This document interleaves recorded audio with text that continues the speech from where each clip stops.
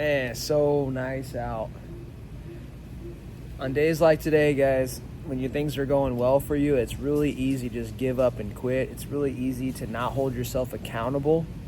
As a leader, that's like one of your biggest struggles, is holding yourself accountable. You have to hold yourself accountable as a leader.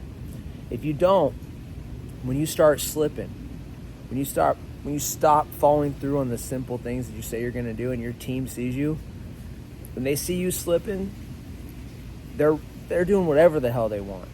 So in this video, I'm going to talk to you guys and teach you guys how to create more self-accountability. All right. For those of you guys that are new to the channel, I'm Jeremiah Sullivan. I was a quitter, college dropout, turned my life around by joining the military, and not just joining the military, but I started working on my mindset. I started working on me. And I went from being a bottom 1% person in the military to being a top 1% in the military, top 1% person in the military. And then I separated from service. I left the military in 2020 after I was a company commander and served in the 75th in the Army Rangers. And now I'm a leadership and high performance coach, So I help people hit their goals, get in great shape, grow their businesses by working on themselves.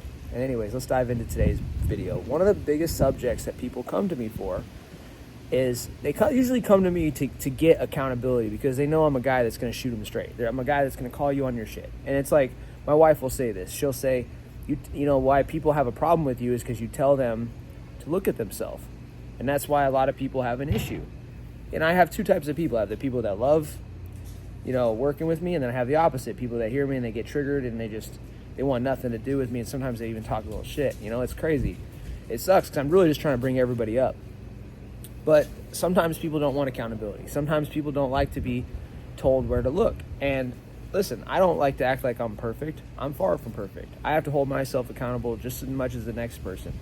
So anytime I coach or anytime I give any type of advice, I'm always looking inward as well for myself. And that's where this comes from. I'm not even telling you guys what to do. I'm just trying to tell you where to look. So when it comes to all of you guys want higher levels of success. You guys want higher levels of performance. You want to get more done in less time. You want to achieve. You want to win. You want to feel good inside. Well, one of the top things that every single leader has to have in order to succeed at the next level and feel good about it is personal accountability. Like, we have to hold ourselves more accountable. So self-accountability is what? It's when you tell yourself you're going to go to the gym, and when you aren't going to go to the gym, you hold yourself accountable to it and you go.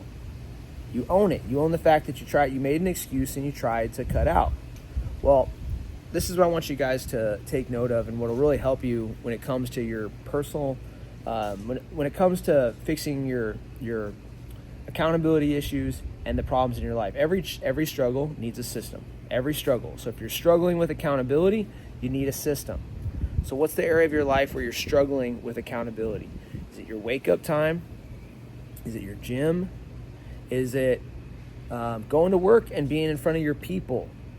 Is it showing up on time, not just when you get out of bed, but at work? Like these simple things.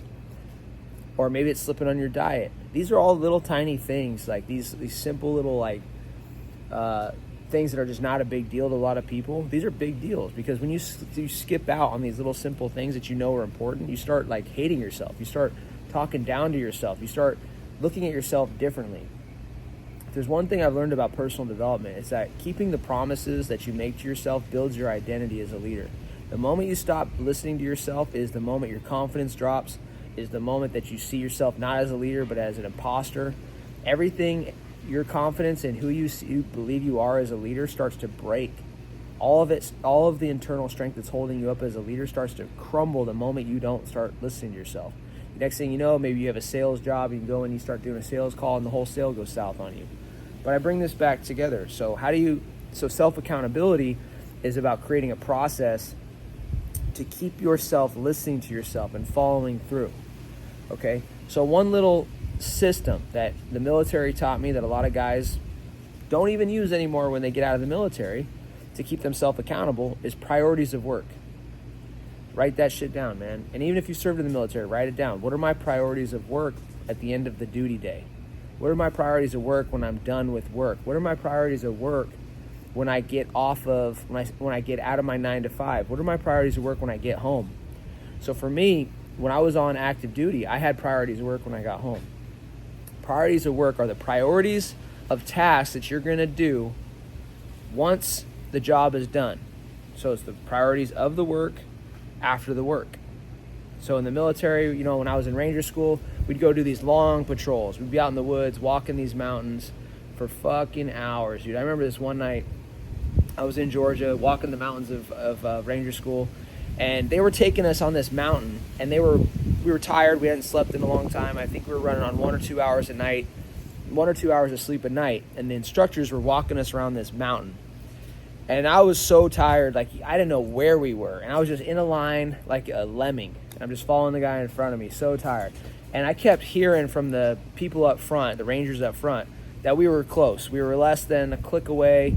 We should be there in like 30 minutes, maybe an hour max. Well, hours go by, and everybody keeps saying, we're right there, we're right there, we're right there. This went on where we just kept walking, thinking we were minutes or just under an hour away from the objective, from our patrol, our campsite. We thought we were right around the corner from our campsite, the patrol base. And this went on for several hours until we didn't get to the campsite until 3 or 4 o'clock in the morning.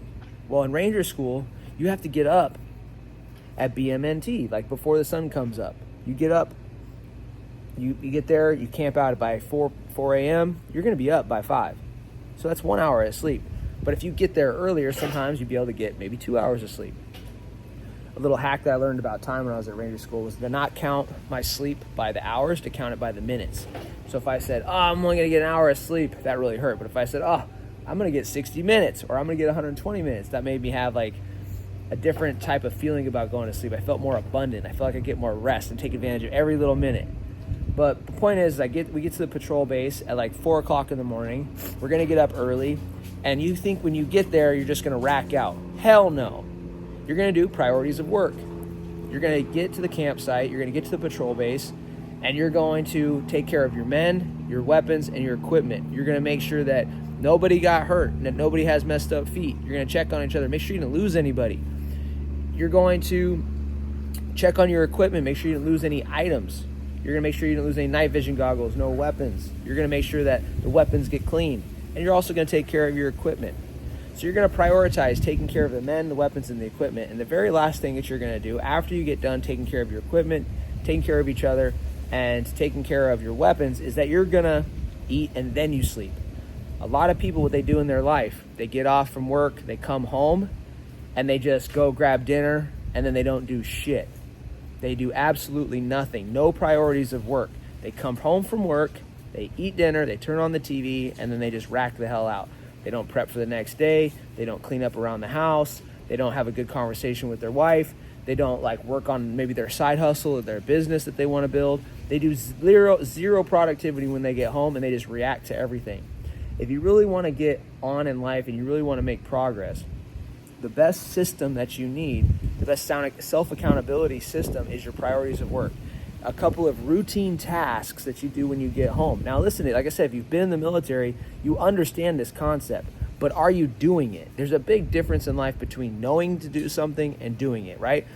There's a space in personal development called the knowing-doing gap. There's what I know I need to do, and there's what I'm doing. A lot of people have a huge gap between what they know they need to do and what they're doing, and they have a knowing-doing gap. Knowing-doing gap. What we need to do as high performers and as leaders is close the motherfucking knowing-doing gap.